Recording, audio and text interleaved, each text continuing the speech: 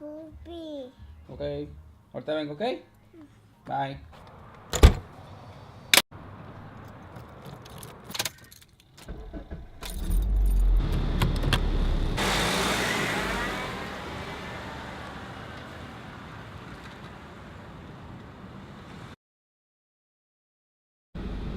All right, my friends. Today it's a Sunday evening and we're headed to the shop. I have a lot of work coming up this week and I need to reclaim a lot of screens. So I figured I can go through some of the steps of reclaiming. I know that I have some questions from you guys that I will answer this coming week. I have an 8 color. I think it's a 7 color that I have to set up. So I want to show you guys the steps of that, what squeegee to use, what mesh to burn the film on.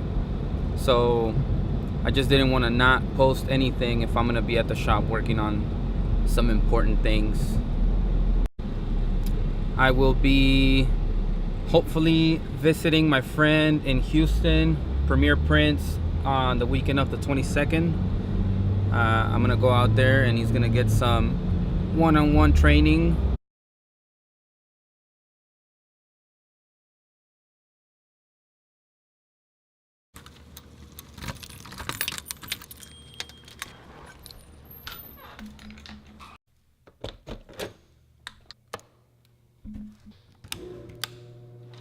Okay, so we're here at the shop now.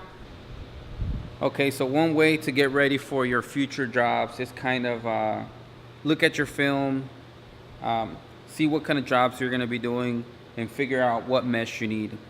So for the most part, the most common mesh that is used, it's the 160. So they like to label them as a 155, which is the same thing. Okay, so we're going to get to it. Today I'm gonna burn a couple of 200s, 155s, and possibly some 125s. I have some 130s, which are 125s. And the first step of reclaiming is obviously taking all the tape off. All right, so I'm getting ready here to start peeling some tape. What you wanna do is grab a trash can and start peeling the tape, I guess. I mean, it's pretty simple. So one of the reasons why I can peel tape pretty quickly and not struggle when I'm peeling it off my screens, it's because I use that 3-inch, I use the 3-inch box tape. And you know, as I'm peeling the tape, when I get my first strip, I kind of use that to peel the next one off. So I use the tape to get the tape off. And it comes off fairly easy. A lot of people like to use cheap tape and they end up spending a lot of time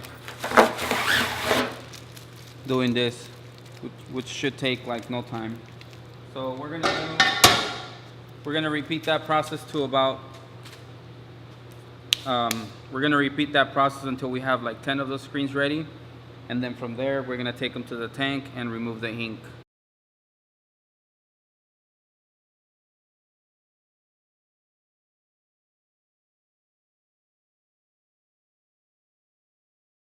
This is another thing that people don't pay attention to when they're screen printing. The way you tape the screen is very important, because if you tape the screen correctly using the right tape, then you won't spend a lot of time reclaiming. Okay, so I know a lot of people are anti-clear tape, the box tape, because they feel like it's gonna peel the emulsion off when you're taping off like a pinhole or something of that nature. But it's never happened to me. If you if you expose your screen correctly, then the emulsion shouldn't peel off with any kind of tape that you use. Some people are obsessed with this tape. I know that it's more expensive. I use it to tape off pinholes, so I only cut off corners because it's easy to peel off, and I hardly use it because I don't get a lot of pinholes. But this is what I recommend if you want to get faster, if you want to get better, if you want to keep your screens cleaner. Then look how much space that covers. So when you're taping off, all the tape that you peel off the screen, that means that there's no ink on it because you use this tape. and you're gonna save time. So it's a matter of personal choice or preference. I prefer that one. If you don't, then it's up to you. There's no right or wrong way to do it. I'm just giving you guys my opinion. If you guys want to get better and faster, then do it my way. If not, go at it with your way. Okay, so now that we have successfully peeled the tape off of all the screens that we're going to reclaim, we try not to get a lot of ink on our hands. That's about as much as I got. Well, I guess there's a little bit of this side, but it's not too bad. Very important that you don't leave any tape residue on your screens, because when you bring them over to the tank, that's going to fall out and eventually it's going to clog your drain. It's going to cause problems that you definitely don't need at your shop. So be as clean as possible when peeling the tape. So this step is already over. We're going to go over to removing the ink. Once we remove the ink, we're going to remove the emulsion. So let's head over to the tank and show you guys that next step. Okay, so we're here by the tank, and if you don't have a tank and you're doing it outdoors like I was for the longest time until I got one, it's not a problem. The steps are still the same. You're still going to do it the same way. It's always going to be ink, emulsion, degreaser. So whether you're outdoor, indoor, with your tank, it's going to be the same steps. So don't worry about that. If you have a pressure sprayer, then obviously you're going to get rid of all that gunk that's in your screens.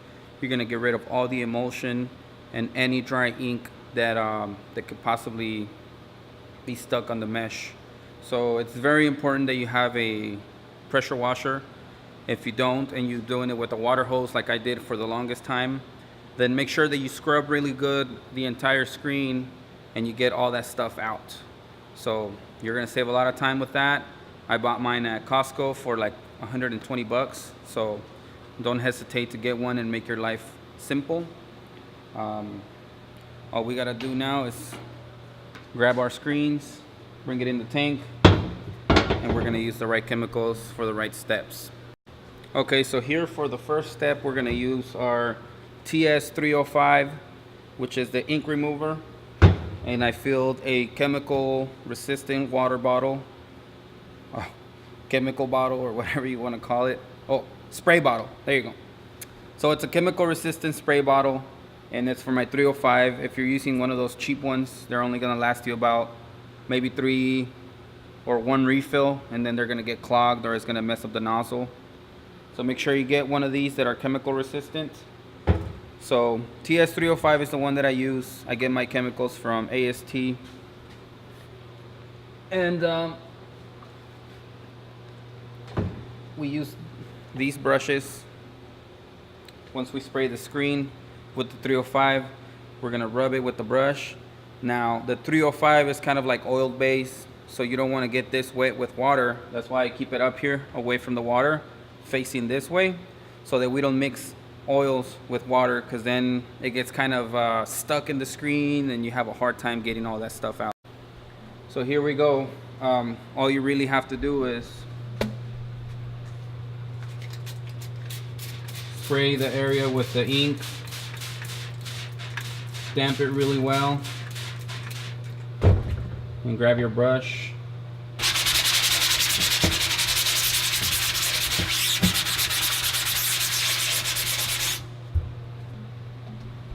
So all we're doing here is basically working the ink so that we can basically liquefy it, and once we hit it with the pressure sprayer, all that ink is going to come off. The next step is going to be to get the emulsion off the screen, which is going to be a different chemical that's on a different spray bottle. So let's get the ink off of this one, and then I'm going to show you guys the next step. I would say that it is extremely important to wear gloves. So just buy some disposable gloves at whatever, Harbor Freight, Costco, it doesn't matter. Just make sure that you use them, because these chemicals can irritate your skin if you have sensitive skin. And I would advise you to wear a mask and possibly something to protect your eyes.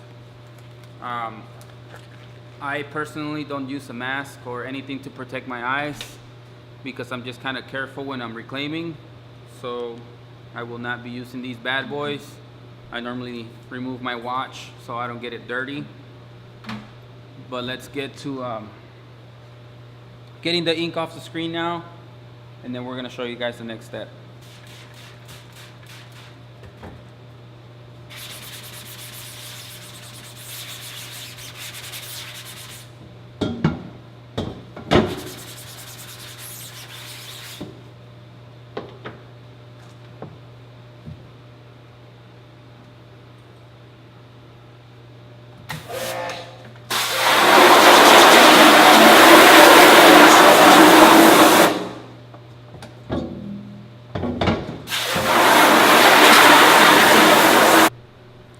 Okay, so now that we have successfully got the ink off the screen, for the most part, we're gonna spray our CDR, and this is my CDR bottle. Oh, too much light.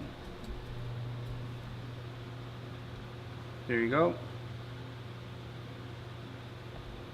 After we spray this, okay, so this one, just so you guys know, you gotta dilute it 10% by volume, which means that once I put it in my bottle, I fill it up to about here with the CDR, and the rest is just water. So that's a very strong chemical. You want to make sure that you mix it correctly. The 305 goes in directly, you don't mix it. I mentioned that it was oil based, so you don't want to mix it with water. What we want to do in this step is damp the entire screen on the front, do the same thing on the back, and then we're gonna scrub both sides. After that, you're gonna see that the emulsion is breaking down, so we're gonna power spray it, and we're gonna get ready for the degreasing step. So let's get this one out of the way.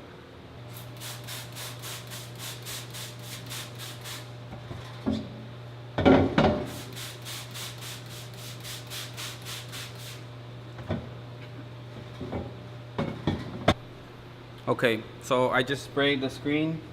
It could sit there for a minute, but you don't want it to sit too long, because if the CDR dries on the emulsion, it would freeze it, and it's gonna kind of like melt into the mesh. So after that, there is no way that you can reclaim it. You're gonna ruin the screen. A very important step is to have each scrub for its own step. See, 305 scrub up here, which is oil based, so we don't want to mix it. Then we have our CDR scrub over here for the emulsion, so we want to use that one for its own bottle. And then we want to have our degreasing scrub by itself. So try not to use the same scrub for every step, because you don't want the dirt or the chemicals of one step to go to the next one, especially when you know that degreasing part is the cleanest one. So that's the last step. You want your mesh to be as clean as possible, and you want it to dry correctly without any oil residue. So make sure that you have a scrub for every step. So let's get to scrubbing this one, and then we'll get the emulsion off the screen.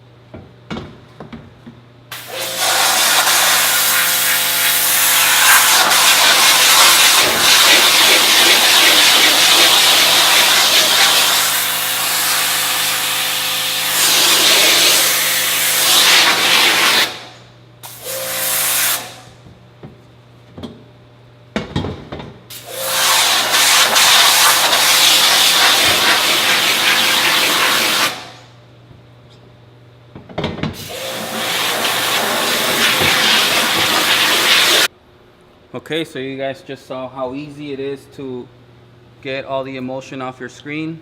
Now, a lot of people don't take this step very serious, but you should. And what I've learned throughout the years is that if you're using the screens that are stretched and glued to the screen, the CDR or whatever chemical it is that you're using to remove the emulsion, eventually is going to eat away that glue. So I don't know if you guys saw when I was scrubbing, I try to keep it inside the mesh and outside the edge of where the mesh is glued, because eventually it's going to start eating away that glue and you're going to lose tension. So all my screens have tension because I pay attention to that. So once I'm done spraying the screen, I like to go over the entire frame and make sure that I get any excess CDR that runs down into the edge of the screen. Another thing is when you dip it, if you have a dip tank, that can also create problems, because in the dip tank it tends to run anywhere it likes, and your screens are going to have less of a lifetime with good tension. Also, when you dip them, you create like some nasty dirt that builds up on top and on the bottom of the frame. I don't know if you like to keep your screens clean or not, but I do. So on the last step, when I'm doing the degreasing part, I like to spray a little bit of degreaser around the frame on top and on the sides, and I just scrub off any glue or ink that's left on there, so my screens always stay as clean as possible. So let's get to this part of the degreasing, and that should be pretty much covering the entire reclaiming process. Once again, its own bottle for its own chemical. This one is from Home Depot, so you guys can find it at Home Depot or Ace Hardware, and it's chemical resistant, so make sure that you buy a chemical resistant spray bottle.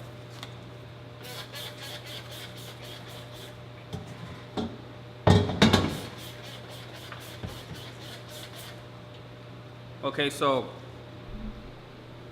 this is the only step that's going to give you a little bit of what should I call it, or it's going to be a little bit of time consuming. The only reason why, it's because that's a degreaser and a dehazer at the same time, and it's not only going to degrease your screen, but if you have any ghost image left on your screen, a lot of people say that it's okay to have a ghost image, and probably it is, but I like not to have it because it looks like you didn't do a good job when you were washing your dishes.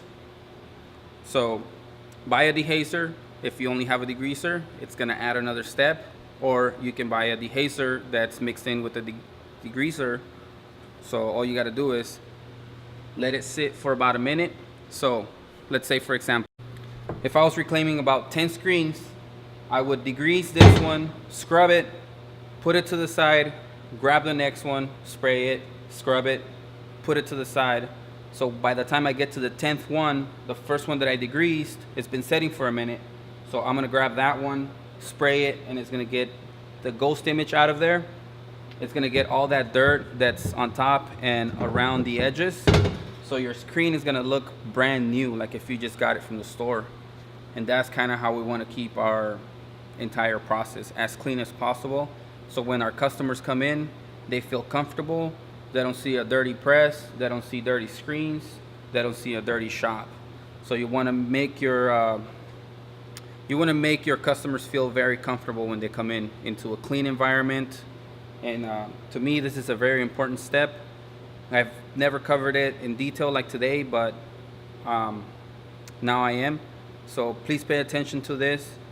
Another thing is, once you're done, you want to check your screen to make sure that you don't have any ink residue around the screen or the mesh where you might be printing next, or any emulsion residue, because if it's dried in there and you're not blowing it out and your next image happens to fall in there, the ink is not going to go through that area. So pay attention to that. Make sure that everything you do is clean. Try your best to get a power sprayer, because that's going to make your life easier. They're only 120 something bucks at Costco. And if you don't have a washout tank, then, you know, I understand that you're just either getting started or you're not at the point where you can afford one. For the longest time, I couldn't either, but I hopped into Facebook and I bought this one that's about $1,500, brand new, and I bought it for $400. So it's just a matter of taking your time to looking for the things that you need. what you need now, you may not need it in the future. So when you sell it, somebody else can use it for a good price. So that's kind of what happened in this situation with this bad boy. And I advise you to be patient, to take your time looking on OfferUp if you have OfferUp around you. Facebook is always a good option, or just go on Craigslist. Some businesses, they buy new items and they get rid of their old ones, and their old one can be the best thing that you ever had for a good price. So that's my advice to you guys. I hope that you guys take this video very seriously and make sure that you reclaim all your screens the right way, because that's only going to make the entire process a lot smoother.